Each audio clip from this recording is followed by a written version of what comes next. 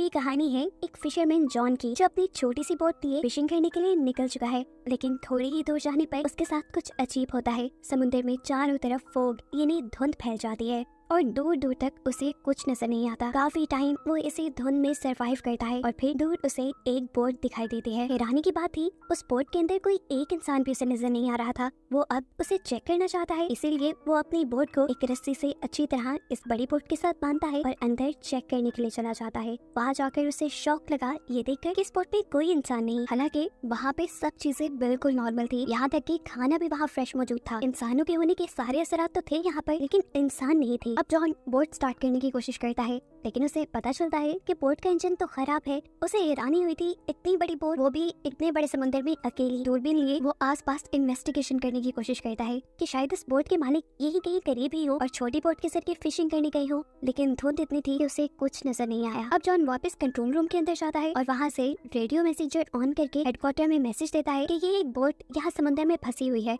अगर कोई मुझे सुन रहा है तो प्लीज मुझे जवाब दे। ये सब करने के बाद उसने फैसला कर लिया था कि वो तो अपनी ही बोट में जाएगा। और जैसे ही वो ऊपर आया तो ये देखकर हैरान हो गया कि उसकी बोट वहाँ से गायब हो चुकी थी। हालांकि उसने बोट को अच्छी तरीके से बांधा भी था। उसकी अपनी बोट के गायब होते ही एक और अजीब काम उसके साथ ये हुआ कि यहाँ से सारी धुंध भी हट गई, आसमान बिल्कुल साफ हो गया। दोपहर का वक्त था, वो अब इसी शिप में वापस आ गया। अब क्योंकि वो खुद इस बोट में फंस चुका था, इसलिए वो मैप के जरिए अपना रास्ता ढूंढने की कोशिश करता है और ये पता चलाने की कोशिश करता है कि अब वो है कहाँ और उसे अपने घर वापस जाने के लिए कौन सा रास्ता लेना होगा। मसला एक और भी था ना, इस बोट का इंजन भी खराब था। अगर उसे अपनी जान बचानी थी तो किसी तरह इस बोट को चलाना था। वो अब इंजन ठीक करने की कोशिशों में लग जाता है। इसी बोट से टूल बॉक्स ढूंढता है और थोड़ी ही देर की कोशिश के बाद वो इसके इंजन को ठीक करने में कामयाब हो भी गया। ये उसके लिए बहुत बड़ी अचीवमेंट थी। अब बोट काम कर रही थी, वो इस बोट को कहीं भी ले जा सकता था, लेकिन रास्ता तो समझ आए, इसलिए वो दोबारा कंट्रोल रूम से कांटेक्ट करता है, लेकिन कोई भी उसे जवाब नहीं देता। फिर बेचारा दोबारा ऊपर आ जाता है और ऊपर आते ही उसे वॉशरूम जाने की जरूरत पड़ जाती है। कोई देख तो रहा नहीं था उसे। नीचे जाने के बजाय वो समंदर में ही काम करने का डिसाइड करता है, लेकिन तभी अचानक कोई उसे पीछे से धक्का दे चुका था, जिसकी वजह से वो गिर गया।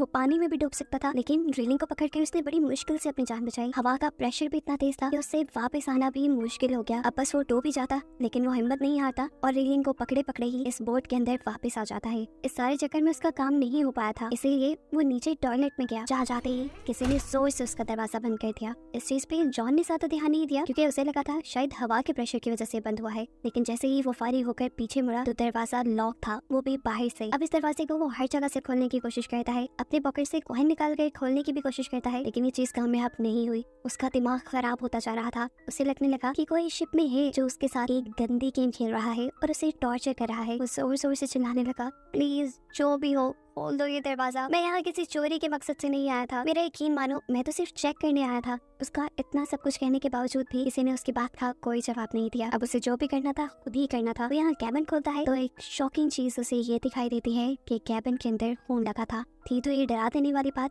लेकिन वो ध्यान नहीं देता और यहाँ से कैंची निकाल कर दोबारा दरवाजा खोलने की कोशिश करता है और एक और मर्तबा नाकाम हो जाता है। अब ये बोट भी लगातार चल रही थी। जॉन उकता चुका था। अचानक उसे ऊपर विंडो दिखाई देती है, जिस विंडो से निकलकर वो आसपास देखता है तो दूर उसे कार्गो शिप आती दिखाई देती है। उसने देखा कि कार्गो शिप की डायरेक्शन बिल्कुल उसकी शिप की तरफ है। अगर कार्गो शिप यहाँ आई तो उसकी शिप तबाह हो जाएगी और वो मर जाएगा। अपनी जान बचाने के लिए वो कार्गो शिप को कोई सिग्नल देना चाहता था, पर कैसे देता? वो फंसा हुआ था यहाँ पर। अपनी शर्ट निकालकर वो कार्गो शिप को सिग्नल देता है, लेकिन कार्गो शिप का कोई भी इंसान उसे देख नहीं पाया। अब उसे किसी तरह अपनी जान बचानी थी तो अपनी इस शिप को रोकना था, वरना कार्गो शिप इसे तबाह कर देती। तभी उसे विंडो के ऊपर एक रस्सी दिखाई देती है और उसे आइडिया आता है कि क्यों ना वो इस रस्सी के जरिए ही शिप को रोके। वो रस्सी को बांध बूंद कर बाहर फेंकता है ताकि बोट रुक सके, लेकिन यहाँ उसी के साथ बुरा हो गया। वो रस्सी उसी की शिप के फैन के साथ लिपट गई और बाथरूम के अंदर से वो रस्सी उसके गले के अंदर अटक गई। उसका गला तो अब घुट रहा था, वो मर जाता, लेकिन वो बड़ी मुश्किल से किसी और टूल के जरिए इस रस्सी से अपनी गर्दन छुड़वाता है। गर्दन पूरी लाल हो गई थी, वो मरने ही वाला था, लेकिन बच गया।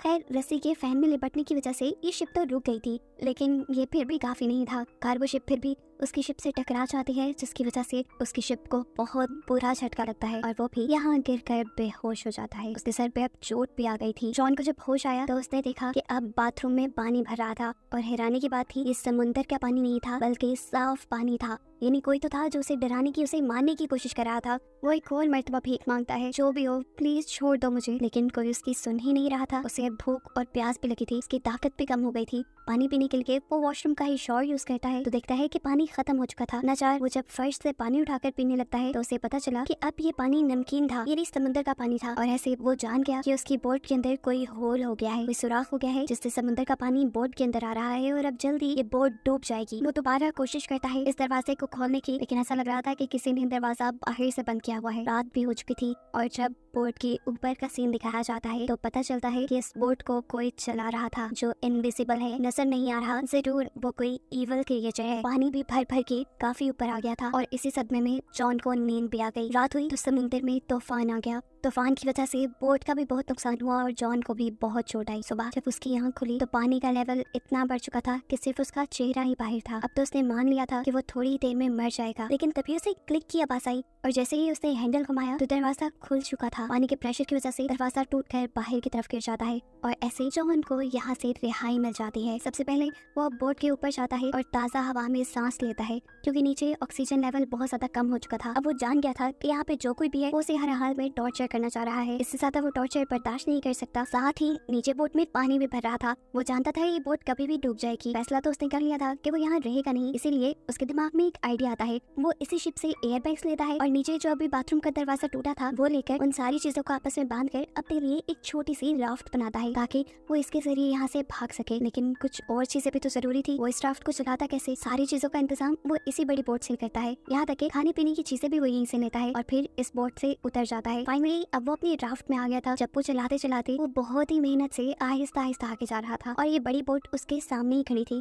घंटों गुजर जाते हैं, वो भी ज्यादा सफर तय नहीं कर पाता और देखता है कि वो बोट भी वैसे की वैसी ही खड़ी है जिसके बारे में उसे लग रहा था कि वो 5 से 10 मिनट में डूब जाएगी। अगर वो अभी तक नहीं डूबी तो इसका मतलब है कि वो डूबेगी नहीं। यही सोचते हुए उसके दिमाग में आइडिया आता है कि क्यों ना जाकर इसी बोट के लीकेज सिस्टम को ठीक कर दूं, ऐसे मैं भी आराम से उसी बोट में सफर कर पाऊंगा। यही सोचते हुए वो इस बोट पे वापस आता है। सबसे पहले बोट की लीकेज ठीक करता है और फिर एक पंप बनाता है जिससे कि बहुत ही आसानी से बोट में मौजूद सारा समुद्र का पानी समुद्र में वापस आ चुका था। लीकेज खत्म करने और पानी निकालने के बाद इस बोट में जितनी भी प्रॉब्लम्स थी उसने वो सारी प्रॉब्लम्स ठीक कर दी और इस बोट को बाहर से भी रिपेयर कर दिया ताकि आगे कोई मसला ना हो सफर में। ये सब करने के बाद वो दोबारा रेडियो के जरिए मदद बुलाने की कोशिश करता है, लेकिन इस मर्तबा भी जब उसे कोई जवाब नहीं मिला तो ना चाहे वो अब बोट के ऊपर आ गया। उसके पास मैप था, वो दोबारा रास्ता ढूंढने की कोशिश करता है और इस बोट को चलाता है, लेकिन एक और मर्तबा ये बोट उसे धोखा दे देती है और चलती ही नहीं। वो बोट बिल्कुल स्टिल हो गई थी, वही पानी में रुक गई थी और ये चीज उसे टेंशन में डाल गई। अब वो बिल्कुल तंग आ चुका था। इतने में ही उसे दूर एक और शिप आती दिखाई देती है और वो जल्दी से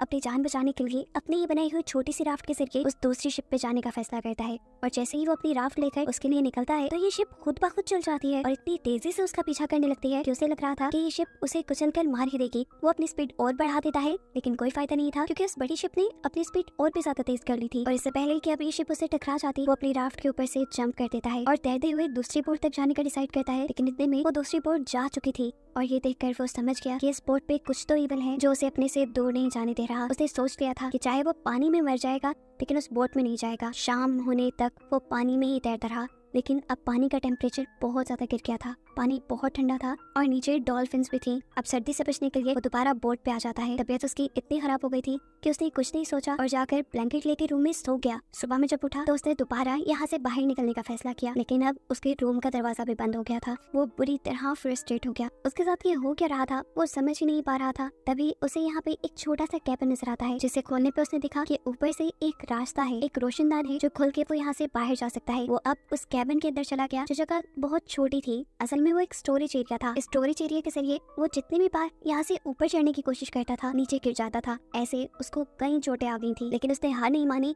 और दोबारा ऊपर चढ़कर उस रोशनदान को खोलने की कोशिश की, लेकिन वो भी बिल्कुल नहीं खुल पाया उससे। ऐसा लग रहा था जैसे वो सील हो गया हो। इस जगह का अब ऑक्सीजन लेवल भी बहुत कम हो गया था। कैबिन का दरवाजा भी नहीं खुल रहा था जिससे वो रूम में वापस चला जाए। एक और मर्तबा उसने ये बात मान ली थी कि वो मर जाएगा ऑक्सीजन की कमी से। इससे पहले कि वो बेहोश हो जाता दोबारा क्लिक की आवाज आती है और कैबिन खुल जाता है। कैबिन के खुलते ही वो फौरन बोट से बाहर आया। जहाँ आने पर उसने देखा कि बोट एक छोटी सी आइलैंड पे आ रही थी और ये देखकर उसे हौसला हुआ। उसकी सांस में सांस आई कि चलो अब इस इवल बोट से तो जान छूटेगी। बोट जैसे ही आइलैंड के किनारे पे पहुंचती है जॉन भी फौरन इस बोट से उतर जाता है। उसे लग रहा था कि इसी आइलैंड पे कोई इंसान है जो उस बोट को कंट्रोल कर रहा था और जॉन को टॉर्चर कर रहा था। करीब पड़ा उसने एक रॉड उठा लिया उस आदमी को मजा चखाने के लिए। लेकिन जैसे जैसे उसने इस आइलैंड को एक्सप्लोर किया तो वो शॉक रह गया कि इस आइलैंड पे तो इंसान का नामो निशान नहीं था। एक और मर्तबा परेशान होकर वो इस आइलैंड से जब बाहर निकला तो एक नए मंजर ने उसे परेशान कर दिया। वो बोट जो उसे यहाँ लेकर आई थी अब उसी के सामने वो दोबारा चल रही थी, जैसे वो अपना एक दूसरा शिकारी ढूंढने जा रही हो। और ये देखते हुए जॉन को 100% यकीन हो गया कि उस बोट का